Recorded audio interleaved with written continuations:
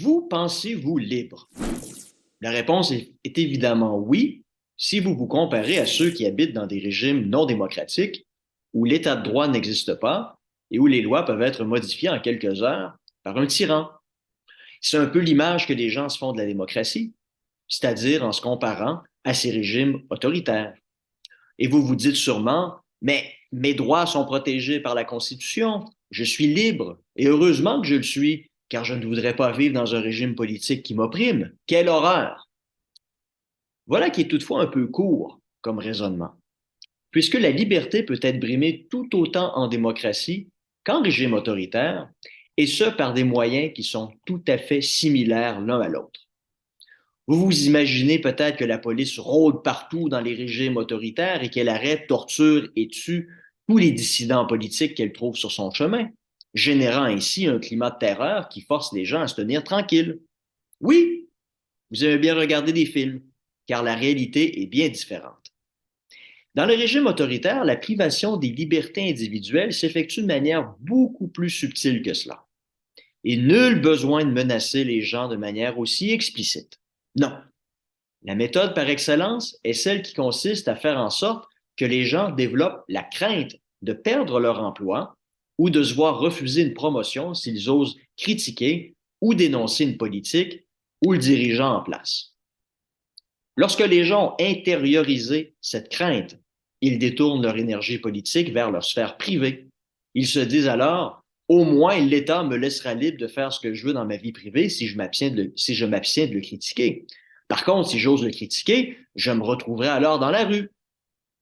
Ces gens se pensent donc libres, car ils peuvent jouir d'une liberté privée, mais ils ne le sont pas réellement, car la véritable liberté implique de pouvoir exprimer ce que l'on pense réellement, sans craindre pour sa vie, sa sécurité ou son emploi.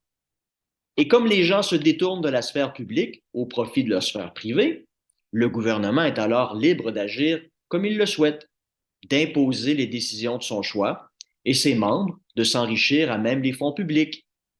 Quelle misère ces gens vivent-ils, n'est-ce pas?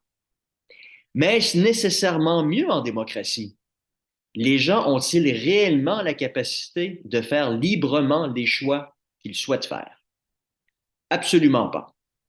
Tout comme dans les régimes autoritaires, les gens hésitent également à exprimer ce qu'ils pensent vraiment, car le risque est grand d'offusquer non pas les gens au pouvoir, qui ne peuvent pas réellement s'en prendre à vous, mais plutôt d'offusquer la masse bien pensante. Vous savez, ces gens remplis de bonnes intentions, tous plus progressistes les uns que les autres, tolérants, en apparence du moins, et ouverts à la contradiction.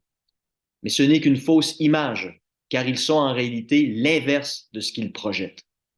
Ce sont plutôt des gens fermés à la critique, intolérants aux idées différentes et en guerre contre tous ceux qui ne sont pas aussi progressistes qu'eux. Bref, des ayatollahs. Déplaisez-leur et ils vous mettront à l'index. Ils rendront votre vie professionnelle misérable, vous refuseront les promotions que vous méritez. Ou ceux qui sont en désaccord avec vous chercheront à vous faire radier de votre ordre professionnel en déposant une plainte. Prenez par exemple le cas de Jordan Peterson qui fait face à cette sanction parce que des gens qui ne partageaient pas ses idées ont porté plainte contre lui. Bref, le prix à payer pour être vous-même et exprimer ce que vous pensez réellement est énorme.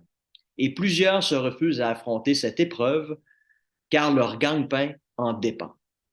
Votre liberté se retrouve donc éteinte et vous vous taisez. En d'autres termes, une démocratie de façade qui n'a plus rien à envier dans les faits à une société autoritaire. Et cela crée évidemment un cercle vicieux. Non seulement l'opposition à eux vous créeront des problèmes, mais votre manque d'enthousiasme envers leur projet sera aussi interprété comme suspect. Donc, afin d'éviter que votre passivité soit assimilée à une opposition silencieuse, Plusieurs vont donc en donner plus que le client en demande.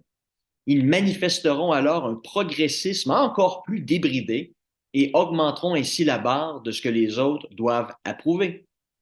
Ce cercle vicieux de la surenchère perpétuelle mène inévitablement, tôt ou tard, à la banalisation de comportements ou d'opinions complètement farfelues et ridicules.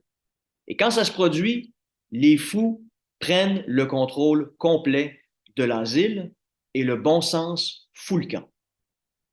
Voilà où vous en êtes avec les folies woke.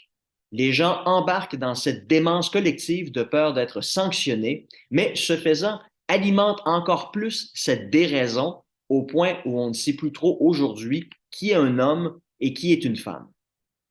Mais tout ce soutien à ces idées débiles est en fait artificiel et repose sur une base qui est en fait extrêmement fragile.